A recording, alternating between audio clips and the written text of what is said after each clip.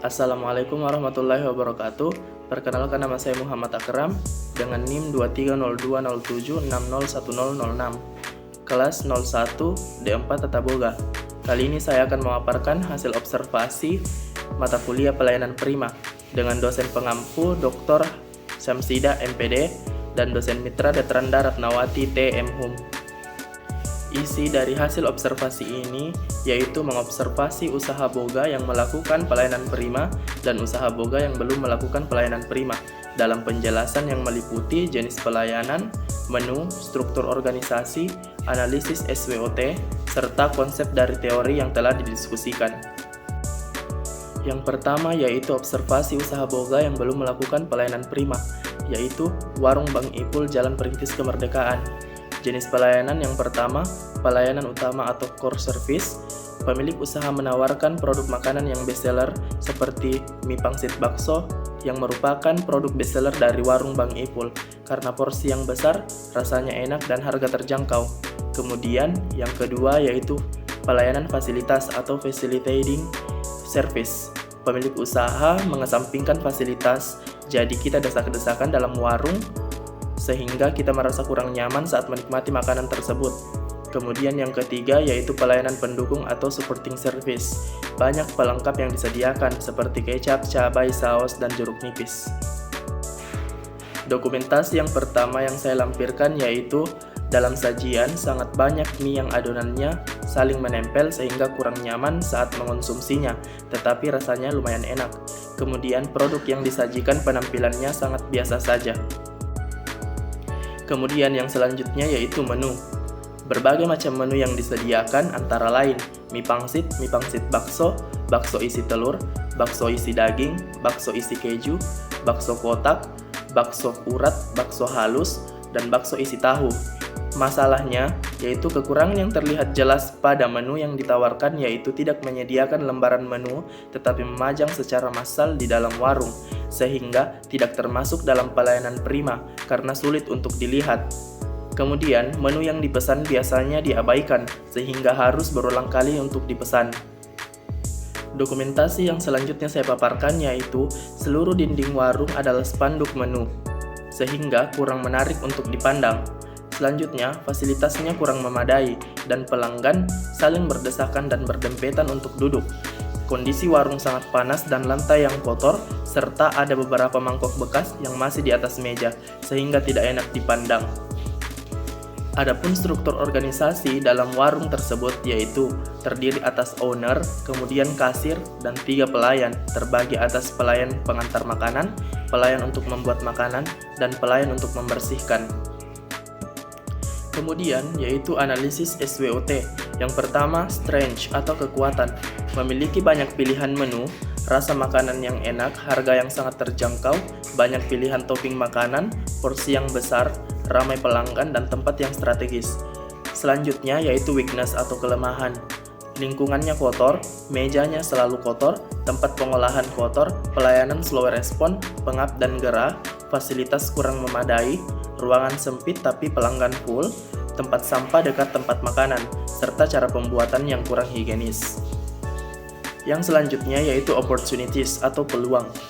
Meningkatkan fasilitasnya, kemudian menjaga kebersihannya, meningkatkan kualitas pelayanan, meningkatkan sumber daya manusia, meningkatkan ketepatan waktu, mengatur antrian lebih baik, dan memperhatikan pelanggan. Dan threats-nya atau ancamannya yaitu kala bersaing dengan usaha boga yang lebih baik, semakin kurang pelanggan, dapat mengundang penyakit, penilaian buruk dari masyarakat, mengurangi nafsu makan, tidak menjadi usaha boga yang sehat, higienis, bersih, dan ramah lingkungan. Selanjutnya yang terkait dengan 6A, yaitu attitude atau sikap. Pelayan dan kasir kurang ramah pada pelanggan. Kedua, attention atau perhatian. Pelayan kurang responsif dan kurang perhatian terhadap pelanggan. Yang ketiga, action atau tindakan. Pelayan kurang mengambil tindakan dan proses lama dalam bertindak. Selanjutnya, yang keempat, ability atau kemampuan. Pelayan cukup mahir dalam membuat makanan, tetapi kurang bersih dan kurang higienis. Selanjutnya yang kelima yaitu appearance atau penampilan. Penampilan dari pelayan tidak rapi dan terkesan sembrono. Kemudian yang keenam dan terakhir yaitu accountability atau tanggung jawab. Pelayan kurang bertanggung jawab karena sering lupa dengan pesanan pelanggan.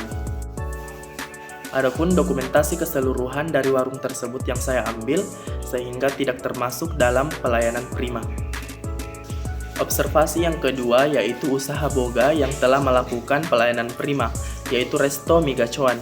Jenis pelayanan yang pertama, pelayanan utama atau core service. Pemilik usaha menawarkan produk makanan bestseller seperti Mi Gacoan yang menjadi produk bestseller dari Resto Mi Gacoan karena porsi yang besar, rasanya enak dan harga yang terjangkau.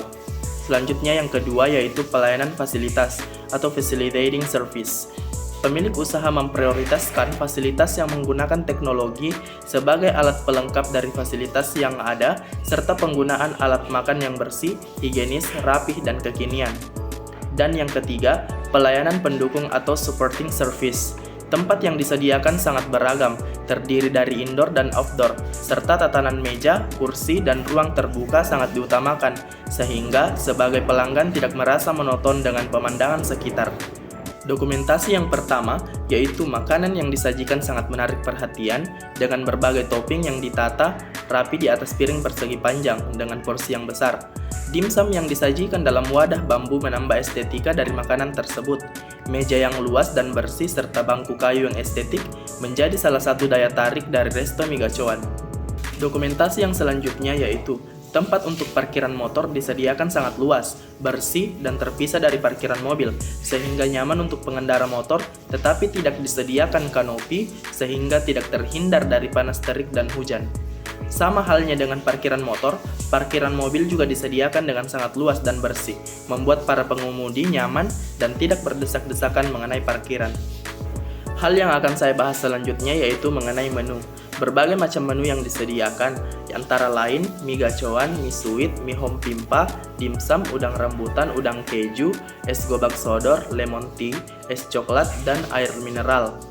Kelebihannya yaitu pada saat pemesanan, kita bisa mengaksesnya lewat scan barcode, kemudian memesan dan bayar langsung di kasir. Pada saat di kasir kita diberikan nomor meja dan wireless calling system sebagai alat untuk memanggil bahwa minuman dan cemilan kita telah siap diambil atau self-service, khusus cemilan dan minuman. Dokumentasi selanjutnya yaitu meja yang disediakan juga sangat rapi, bersih, dan higienis. Dalam hal ini kita ketahui bahwa usaha boga Resto Mi Gacoan ini sangat mengutamakan kenyamanan pelanggan, baik dari segi kualitas pelayanan, sarana dan prasarana sangat lengkap. Sebelum pelanggan menempati meja yang diberikan, seorang pelayan membersihkan terlebih dahulu.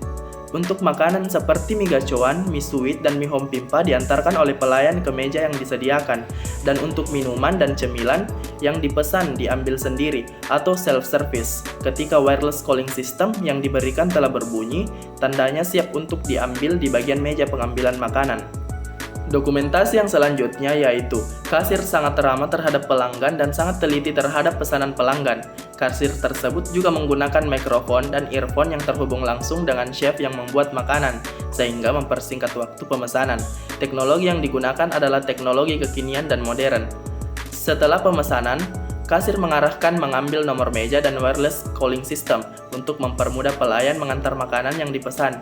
Tempat antrian yang tertata rapi dan bersih, serta penyediaan sarana dan prasarana yang sangat lengkap dan tersedia tempat makan indoor dan outdoor.